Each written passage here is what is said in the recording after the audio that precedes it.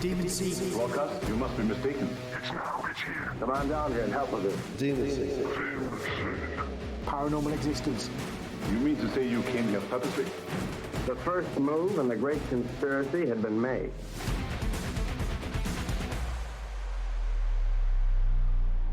Michael, welcome. Once again, we enter the world of the occult, the unknown, the paranormal. For this is the Demon Seed. Yeah, I'm just pleased we finally got going. Because I've been online now for 39 minutes and 22 seconds. Yeah. And we just started because we had trouble with Zencastr and Zoom, didn't we? Yeah, I mean, clearly... And then you didn't know how to record a file on your computer. No idea. No. But I think what we must take into account is that there are dark forces that don't want us to... I'm going to burp. Yeah. Should we try again? No, just start from there. Okay. There's no point. We just smashed the fourth wall, didn't it? Yeah, totally. I mean, who really cares anyway? It's not like any of this is actually going to change anyone's life. We were just ruminating in one of the breaks when Reese's connection didn't work about the astral plane. Yes. Yeah. We were saying that, he was in the astral departure lounge and they were probably checking his shoes Astral for explosives yeah. before they let him on the astral plane. And of course, it looks like there's been an astral delay. Film. Yeah, that's it. It's not. Maybe some astral snacks, and depending on the length of the journey, an astral meal, and depending on the carrier, astral free drinks. I always have if I fly Air Canada, I have a couple of beers and a Bloody Mary normally. How often do you fly Air Canada? I used to fly it twice a year, 2-3 times a year, but now I just fly it once every sort of. 10. The last time I flew Air Canada would have been 9 years ago. Yeah, so that's quite regular then. Yeah. Yeah. Okay. Yeah. The It world. was my friend Nick's 40th birthday, so I flew over to Calgary. I wouldn't have bothered.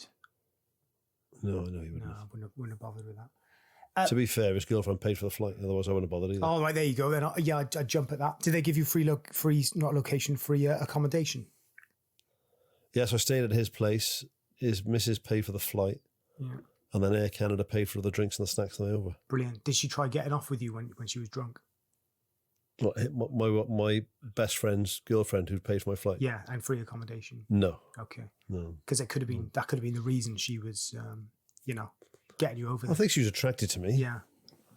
But we never acted on that. Did Nick try anything on you? I've had Nick many times. Yeah. So, and that's not an issue between him. No, he's fine. I mean, that's part of the deal. If you love me, love Nick, that's the deal. Yeah, that's fair enough, isn't it? And vice versa. So a real reason for you to get that flight and get over there. Which is what it's all about. I did actually end up washing his car in as a birthday treat in a G-string and tube socks. I washed his car. Lovely. Did you press your body like against the windows and stuff? Yeah. And it was proper like 2:00 in the afternoon as well. And was he sat inside the car, like watching? He was in the living room. I was going to say. He was too embarrassed to be outside. Because if he wanted to do it properly, he should have sat in the car with his top off. Yeah, with me sticking my tits in the windscreen. All squashing against there and All lush and squidgy. And then he could have wound down the window and you could have, put your cheese through and stick my ball sack in the window. Yeah, and then he would have put the window up and he would have squeezed it real tight. Anyway, the paranormal, Mike, where do you stand on the paranormal? You know I stand on the paranormal. Yeah, you're let's say on the fence, aren't you? You're not too sure. You always. I'm on the fence if the fence was a fence that could be sat on by people who didn't believe in the paranormal. Yeah, but what would you say if the paranormal happened in your own backyard, right next door to you, in your face? What would you say to that? Well, I don't know. It's never happened. I don't think it ever will happen. Is the point? What would I told you? It has happened in Cathays in Cardiff, Mike. What would you say to that? Well, if you listen to this podcast from further afield.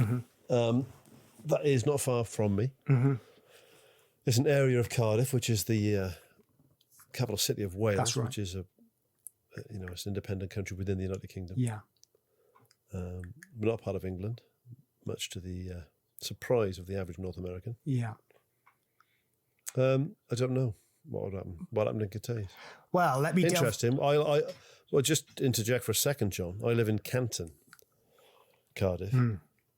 And Cathays and Canton, 2 areas of Cardiff, both named after China. And both... There was an awful lot of trade with China back in the day. Both start with the letter C. That's...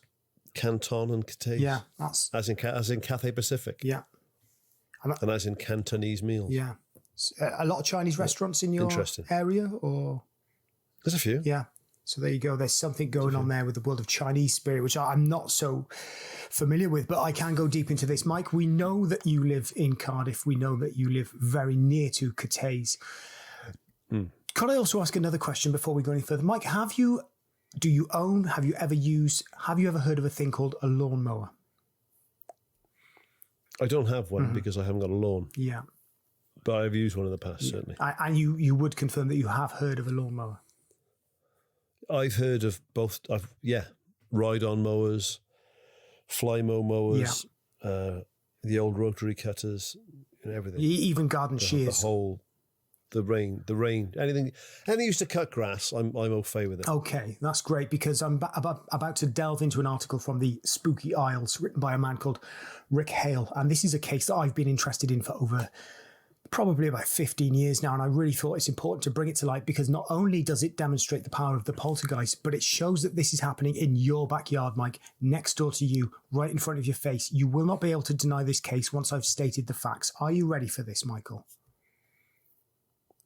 How could it be in my backyard and next door to me at the same time? Because But anyway, go on. Well, let me clear that up. The paranormal isn't just... And right in front of my face. Yeah. The paranormal, as I've said before, the paranormal is generally embodied in this world by a type of gas. And as we know, gas is everywhere.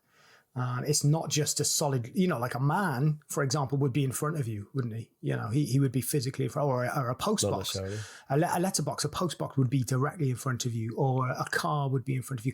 But the paranormal is a type of gas, and it's around you, it binds you, it's there, it's inside of you, it goes in you, in your nose, in your bottom, everywhere. You cannot deny the paranormal, even if you can't see it, even if you do deny it, it's there. That's why I'm saying this case is in your backyard. It's right there in front of your face. It's in front of your window. It's everywhere, Mike. It's around you.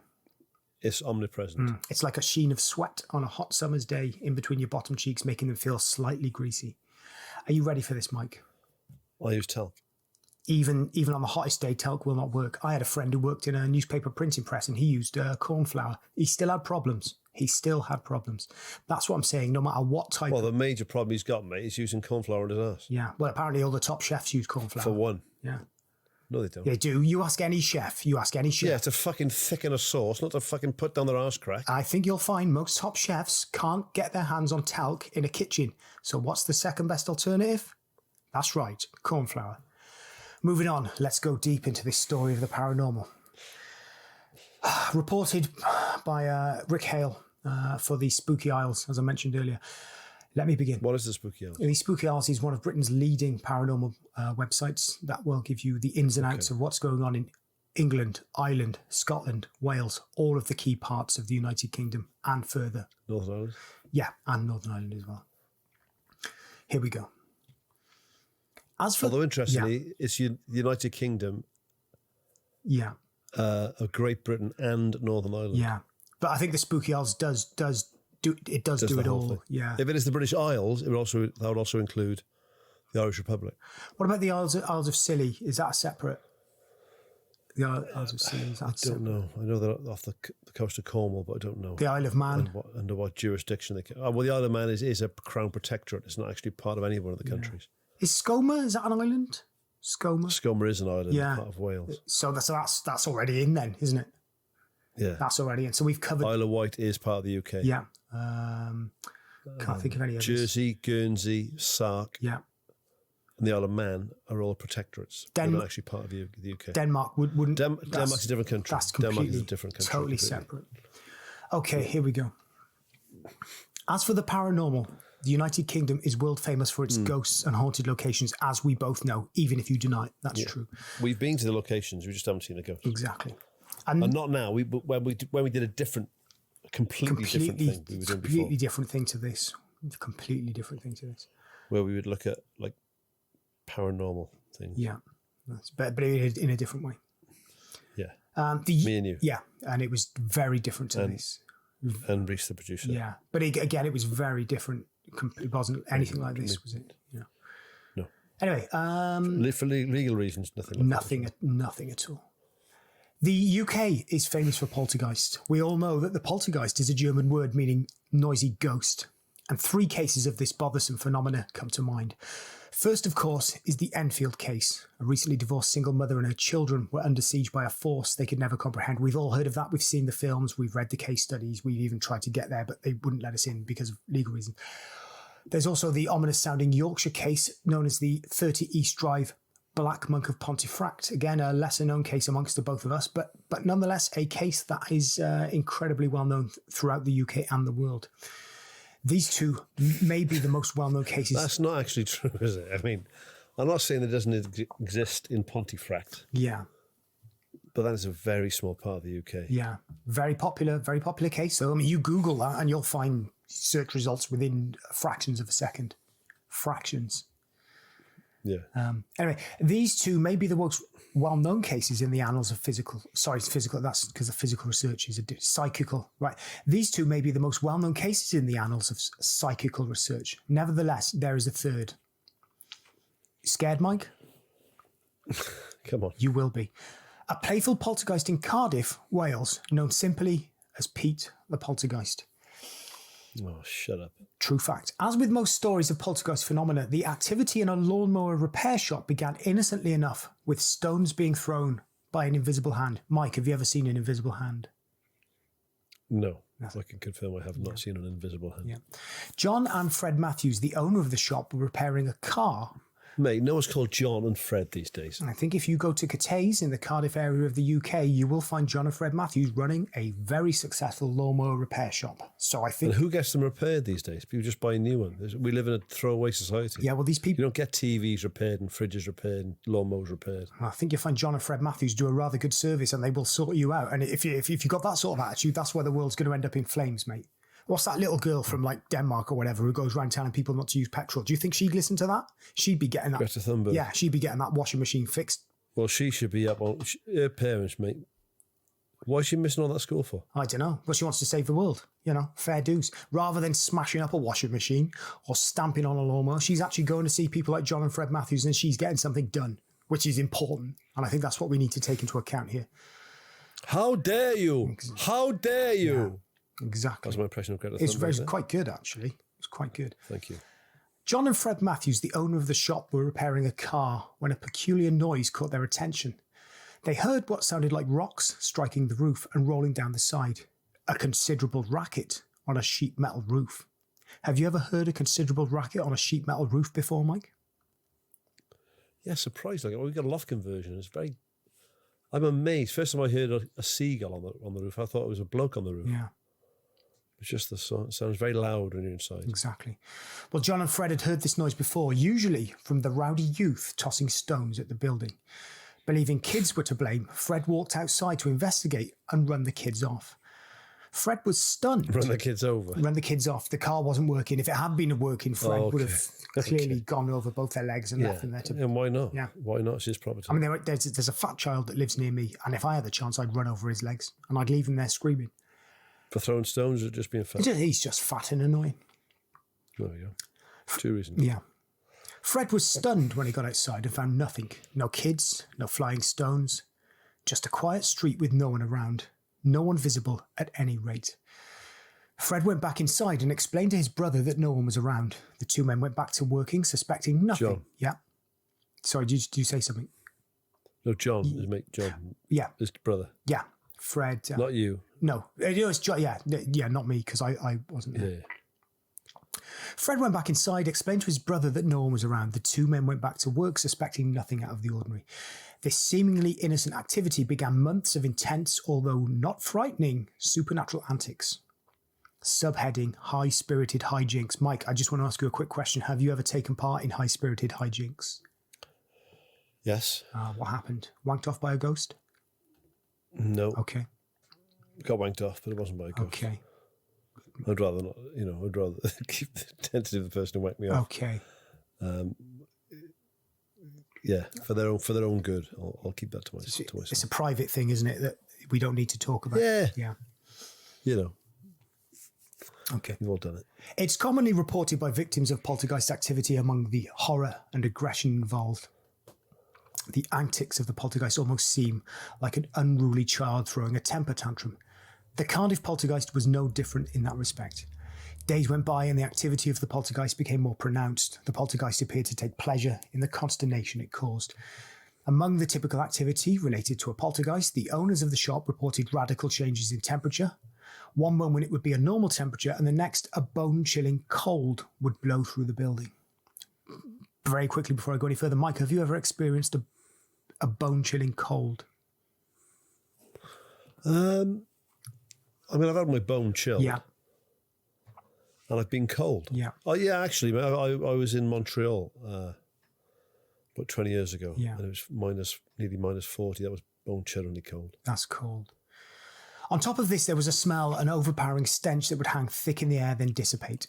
Perhaps the oddest I mean, you know all about that. I mean, I like to do a thing called the Hadouken, which I don't know if you're familiar with computer games, but Hadouken. No, really. Hadouken was. I'm particularly au fait with it, but Hadouken is a character from one of these sort of Street Fighter sort of games. I don't know if you're familiar with them. Right. You know, where you tap the buttons loads and they just sort of. Like Tekken. Yeah, that kind of thing. One of that's it. Yeah, fatality, Yeah, sort of stuff, fatality, execute him, execute that kind of thing. Yeah. Hadouken had a sort of signature move where he would sort of push his hand forward and fire this sort of energy bolt, if my mind serves me correctly, into his enemy's face and destroy them. I like to do that with my own gas. I'll guff into my hand and then Hadouken you by pushing my hand into your face. Yeah. Not poltergeist activity, just rough bowels. I'd give you a right roundhouse to the head if you did that to me. Well, maybe I've done it to you in your sleep and you'll never know. Fatality, execute him. Yeah. I'll tell you what, OB, this is it. Before I go any further, Mike, computer-generated sprites, you've got your top off and you're bright green, and I'm blue, and I've got a ponytail and really long arms, and in the background is like a 2D animated sort of mystical-looking Chinese city that moves from left to right. And we as 2D characters just bounce forward between each other. Execute him. Defeat him. Hadouken. Hadouken. And then I've got one signature move where if you press square, circle, and triangle and down, I put my hand by my bum, and then I come forwards and put it over your face, and then you collapse and it goes, execute him. That's the thing. If you do that to me, I'd press the X and the Y at the same time. Yeah. Which meant that I punch you right in the middle of your face. Yeah. I broke your nose. Special move. And I depressed your eye socket and you had to go to hospital. And they thought you were going to lose the sight in one eye. Hospital bonus round. Heal him. And then when they put me in the bed, loads of coins would come flying out of me up to the screen and go into your corner of the screen. Chung, chung, chung, chung, chung, chung, chung. Heal him. Hospital round. That would be quite good. Yeah. Back to the story. Perhaps the oddest activity attributed to the poltergeist was it like to steal money and have it turn up in strange places, very much like you would after you'd hospitalise me.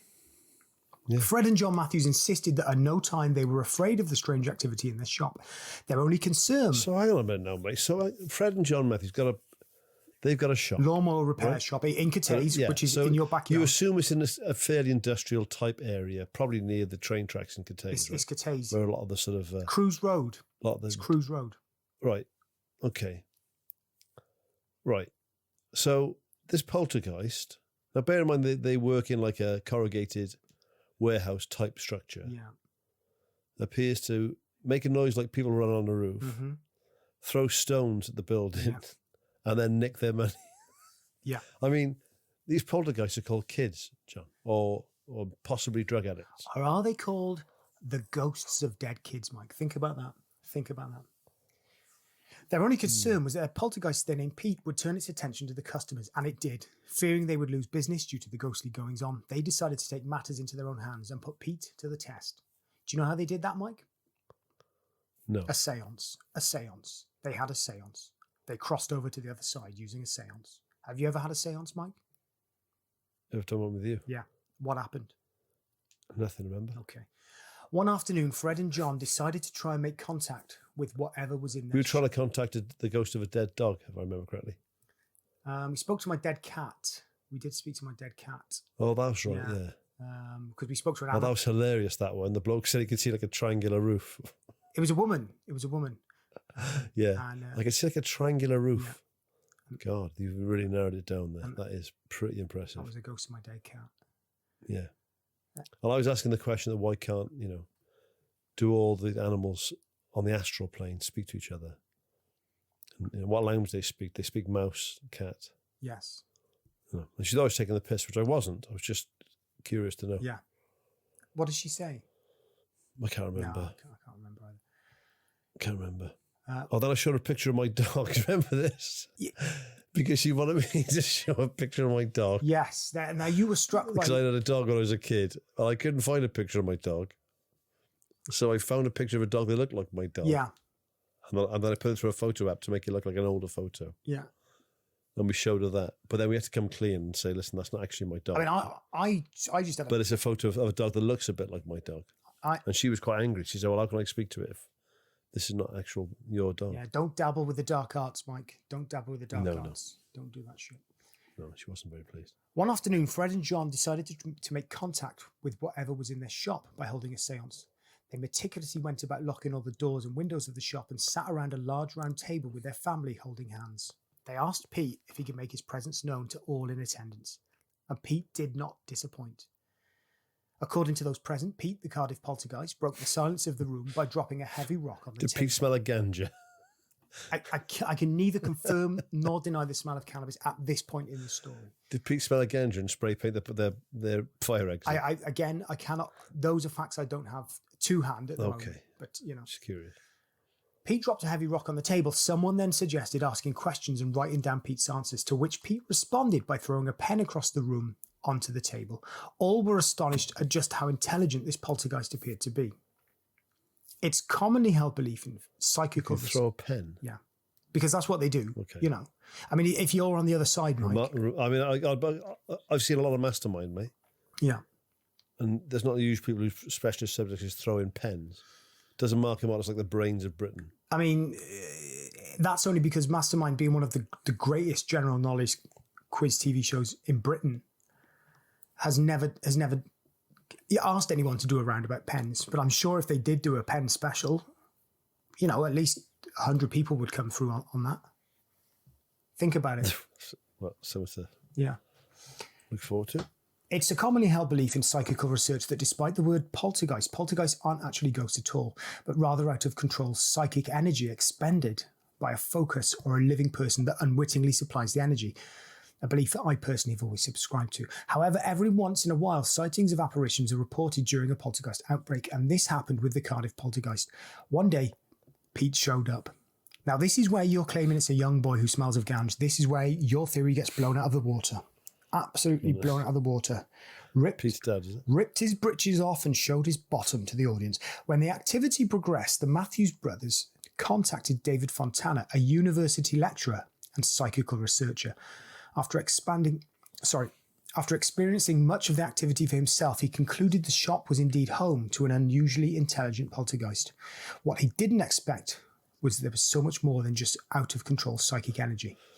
While Fred and John were working in the shop, Fred became intensely aware he was being watched. When he looked up, his blood ran cold. Perched on a shelf was the image of a young boy.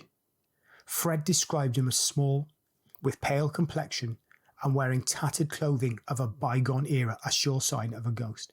Fred alerted John to their spectral guest and told him to turn around very slowly so as not to frighten the ghostly child. Unfortunately, John never got to see Pete. The sad apparition vanished, but not without expressing his anger by whipping a brick at John's head.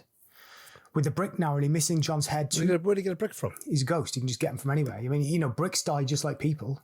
Just because you don't have a conversation with a brick, or a brick doesn't sort of come into your life and you befriend it and potentially have a relationship with it and marry it, it doesn't mean that a brick can not have a soul. When a building is destroyed, where do you think that rubble goes? Yeah, the rubble stays there. But what happens to the soul of the brick? Goes to heaven. Like anything else, Mike, it's got a soul, and you have to be accepting of that. Where do you stand on that? Where does that end? So if a brick's made of sand and cement or clay, yeah. So it was every particle that has also got a soul. Every particle. So the sand has a soul. As you said, the clay has a soul. The word Star Brick Company, which is one of the leading brick companies in the UK, just those words themselves. I mean, that's a lot of souls. A lot of souls. With the brick narrowly missing John's head, the two brothers decided enough was enough. It was time to move. After enduring months of the Cardiff Poltergeist tricks, John and Fred came to the conclusion if they moved their shop, perhaps Pete would leave them alone. Things didn't quite work out as they'd anticipated. Pete didn't follow them to the new shop. The pesky poltergeist followed Fred to his... Carl did. Carl. I just imagine there's another poltergeist also. Right. Young lad. No, come on now. Okay, sorry, no. Yeah. The poltergeist followed Fred to his home and continued his cruel pranks, causing Frank and his wife a whole new set of headaches. It wasn't until... Right, where's the story going? Well, it's going into the system, so that we've got something to refer to in the future, so that when you do decide to go outside and accept the reality that there is another plane of existence where things like bricks and young children can cross over into the world of spirit and then come back and launch themselves at you, when you're ready to accept that, you'll be able to use this as a case study to say, I was wrong and I do accept that ghosts are real. So what happens at the end of this thing? Okay. John and Fred Matthews were at the... John and Fred Matthews were... Hang on a minute. No. Focus, John. Sorry. It wasn't until Fred consulted a medium that Pete the Cardiff Poltergeist finally gave up and went away. John and Fred Matthews were at least free of the ghost that not only threatened their business, but their sanity. What was Pete the Cardiff Poltergeist? Was he the unconscious mind of one of the brothers working out some inner turmoil? Or was it really the ghost of a little boy causing all the problems? Perhaps a third option. Maybe the brothers needed the business and a ghost story was imagined to bring people in. I guess no one will ever know for sure. Theories and approaches, Mike, on Pete the Poltergeist. It's in your back streets. You know where it is. You could witness it tomorrow, yet you still deny it. I'm leaning heavily to it. I don't see why that would bring people in. I just only say I live in a haunted pub. Yeah. Or I've got a haunted hotel. Yeah. Then people will turn up then in the hope of seeing. We stayed in the most haunted hotel in the country, remember? That was the one where there were some drunk builders outside and one of them was on a child's plastic sort of like a toy car. And he was in his underwear and he stunk of weed. And he rode past us, didn't he? But that wasn't a ghost. That was a But no, that wasn't. It was a a drunk builder. Yeah. Yeah. And we went to the most haunted pub in the country as well. I had a cola. The Hanbury Arms. Yeah, I had a cola there, I think. And we stayed there till 3 or 4 o'clock in the morning, didn't we? Yeah. Down in the cellar and everywhere. Yeah, but what you've got to remember with that, Mike, remember a torch came on, didn't it? Because it had been turned off and it came on. Remember that?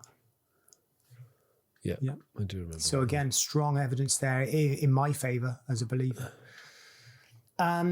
Okay, Mike. Do you remember that we were told that how that works as well? Yeah, the ghost comes in, you ask it a question, and it turns the torch. You back off the contact, it just turns off. Yeah.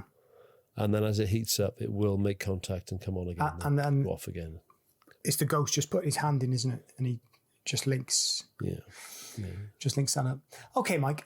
So, this is something that happens on a daily basis, right next door to you, in your own backyard, in front of your face, outside your own front window, yet you're still in denial. What other ways can I suggest to convert you? Here's one. Tonight, when you go to bed, I want you to take off all your clothes. I do anyway. Yeah, okay.